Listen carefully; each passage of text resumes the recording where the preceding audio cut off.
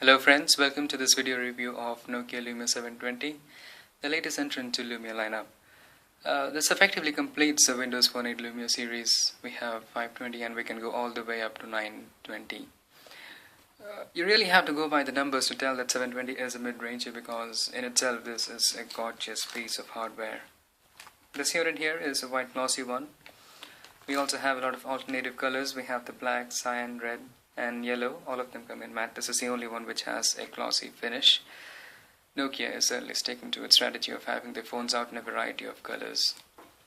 So in the box, along with the phone itself, we have this pleasantly long USB cable, micro USB cable, which can be coupled with a plug to make your charger. We also have a pair of headphones, which is pretty standard affair, nothing fancy. And we also have the small pin to remove open the SIM tray or the memory card. Speaking of which, this is the SIM tray. Sorry, this is the pin. Speaking of the memory card, Lumia 720 is the first unibody Lumia to have a memory card slot. Right, so we have the extras aside and we can focus on the phone itself.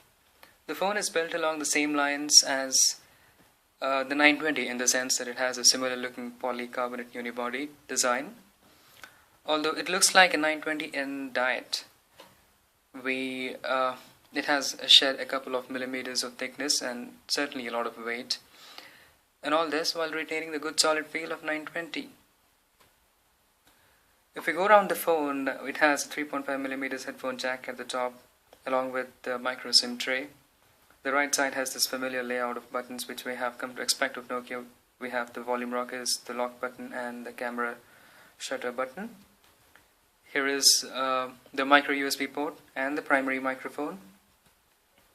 We've visited this memory card slot here.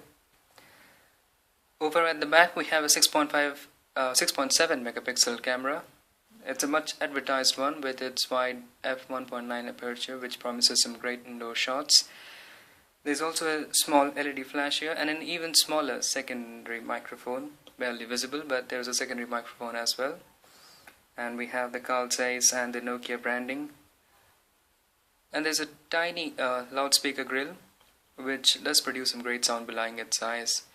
And there are the connector pins in case wireless charging is something you are fond of.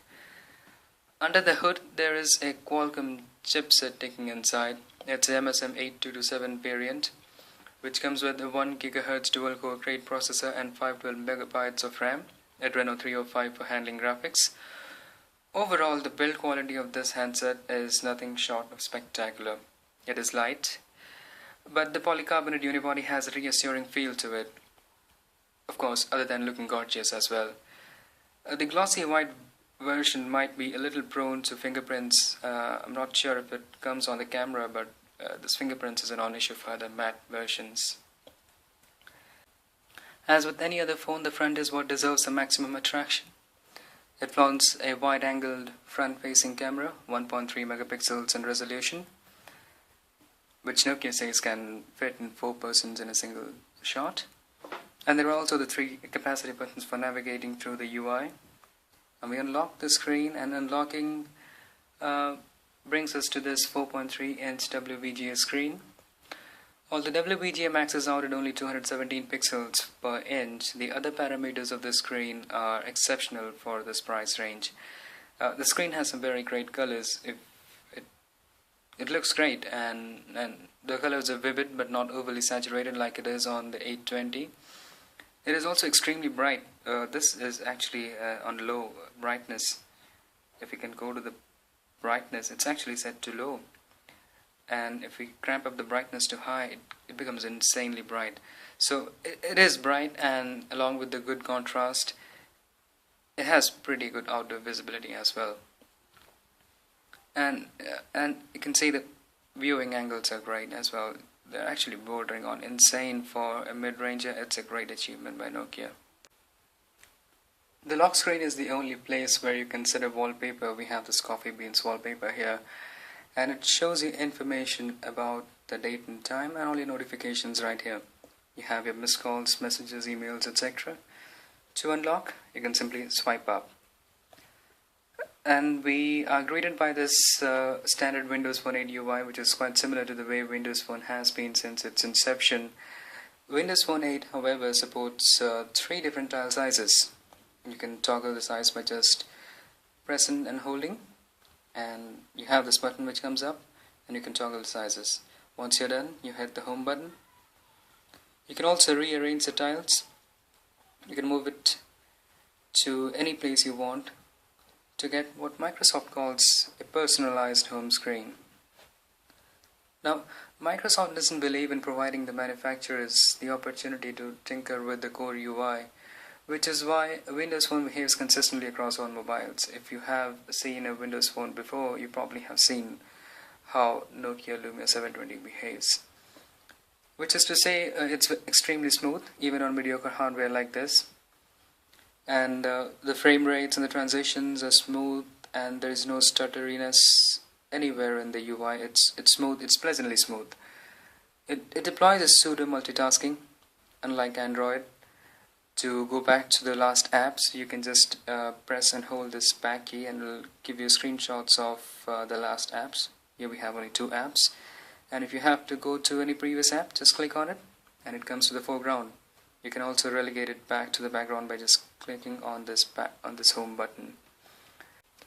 Nokia does try to get around that level feel that all the manufacturers have on the UI because of Windows Phone 8 by adding some exclusives to Lumia lineup. We have the City Lens, the Drive, and Here Maps, all of them are Nokia exclusives. We also have the Nokia Music. So there are quite a few apps that differentiate the Lumia lineup from the other Windows Phone handsets. The Nokia Maps is particularly impressive, the Here Maps rather, is particularly impressive in the sense that it does offline navigation.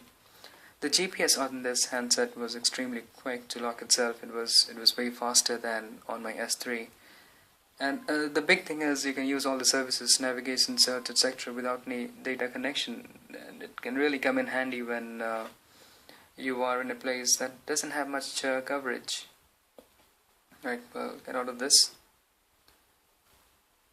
A click on the camera button opens up this minimalistic camera interface. We have the option to use some lenses here. We have Bing Vision, Cinematograph, and Panorama, etc. So we have some lenses and we can have more of them from the marketplace. We have the option to toggle this flash on and off for front-facing camera and the video. We also have a couple of settings in the photo settings, very basic ones, nothing extensive about them, the very basic ones are here. The Music plus Videos app doubles up as a music and video player, and everything again here is minimalistic, which is to say Windows Phone 8 is minimalistic as well, so staying true to it. And we have the list of videos coming here. We can just click on the video to watch it. It starts from where we had ended last. We can start it from here.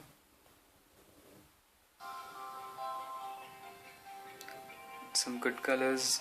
The resolution is obviously low. And clicking on the screen gives us a small amount of control over the video. We can move the pointer to anywhere we like in the video.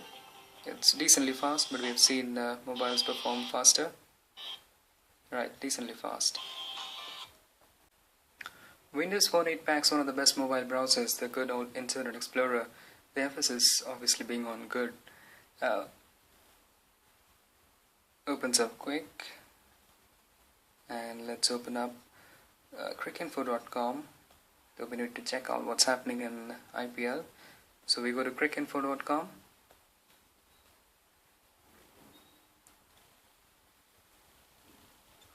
Right. It opens up in the desktop mode. Panning is smooth. So is zooming. It is smooth actually. It's quite smooth. And the only downside being the resolution. It's really evident in the web browser because it renders a lot of text and the text is not that clear. Especially if you're coming from an SD screen, this is something really to frown at. The text isn't rendered all that great. And finally, we are here to this clumsy part of Windows Phone 8. It's a marketplace. The marketplace has some 1.3 lakh apps, or 1.5 lakh as many reports suggest. The marketplace rates us with categories like apps from Nokia, apps and games. If any app were awaiting an update, it would also come right here. So let's go to the games and check out the best rated ones. So we have a game from Gameloft, we have the Asphalt 7 from Gameloft, we have the Angry Birds, we have quite a few from Electronic Arts as well. But as we keep scrolling down, we don't quite find the same amount of popular games that we would in Android Play Store. So this is something which somebody migrating from Android should have in the back of his mind, that the amount of content in the marketplace isn't as great as it is on the Android Play Store. Well, this brings us to the end of the review, and it also brings us to this question: is Nokia ready to fight in the mid-range with phones like 720? To its advantages, there are not many Android phones at this price that offer the same smoothness and consistency in the interface, the consistent frame rates that we have with the Nokia Lumia 720. Also, not many have the same unibody premium build, the sturdy and long-lasting feel, along with the good-looking nature of polycarbonate. Or, not many have the same long-lasting battery. This one has a 2000 mAh battery which easily lasts 1.5 days. And now, if we combine all these three traits, we would certainly know why we have a serious contender in the Lumia 720. But we cannot really expect Nokia to come out of the dead and beat the competition left and right. So it does have its downsides as well. The biggest being the number of apps, or the lack thereof. So we don't have as many apps as we have on Android. And apps do go on to define the kind of experience you have on a smartphone to a great extent. There's no denying that. The second thing also is the lack of customizability. For example, if you open up the app drawer and you find the font size a little too big for your taste, guess what? It's time to change your taste. Because the font size is something which cannot be changed so easily.